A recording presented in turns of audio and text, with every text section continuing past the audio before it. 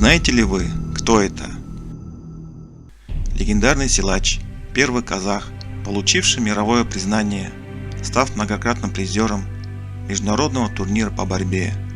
В этом году ему бы исполнилось 150 лет.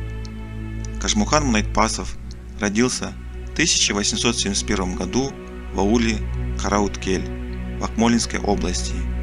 Родословно его связано с родом Кыпшак, родовым подразделением Алтыбас, который славен подвигами своих батыров.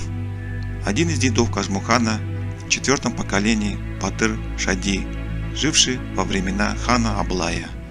Недюжинная сила палуана проявилась рано.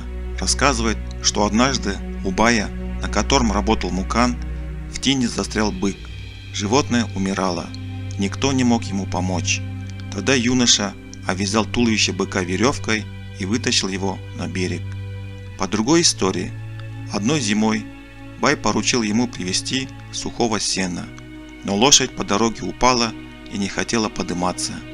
Тогда Мукан положил ее в телегу и потащил в аул сам. Все степи облетели такие истории о могучем молодом человеке.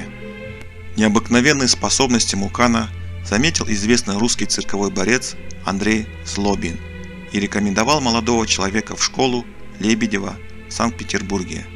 Там он обучился цирковому искусству классической борьбы.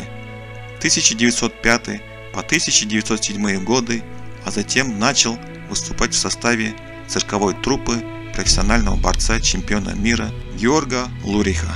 Под псевдонимами Ямагата Муханура, затем Кара Мустафа, Махмуд и другие, он участвует и побеждает во всероссийских турнирах в Саратове, Казани, Омске, Троицке, Уфе, в международных чемпионатах в Москве, Киеве, Риге, Минске, Париже, Варшаве, Гетеборге, Харбине.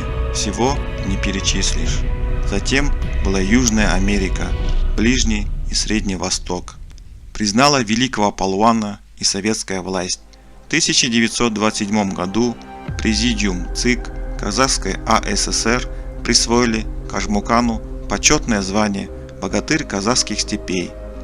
Достоянием истории стал тот факт, что Кажмукан Мунайтпасов своим авторитетом способствовал освобождению родственников, которые были раскулачены и оказались на выселении в Омской области как байские элементы. А в годы Великой Отечественной войны Кажмукан выступал с цирковыми представителями, а вырученные средства перечислял в фонд обороны. На эти средства были в итоге построен целый самолет-истребитель. Нурлан Айдархан Улы, внук легендарного силача, рассказал: по рассказам очевидцев, мой дед не скупился, помогал всем, чем мог. А еще я слышал о его знахарских способностях. Люди говорят, что бездетные женщины после посещения могилы деда рожали. Что и говорить, человек – легенда.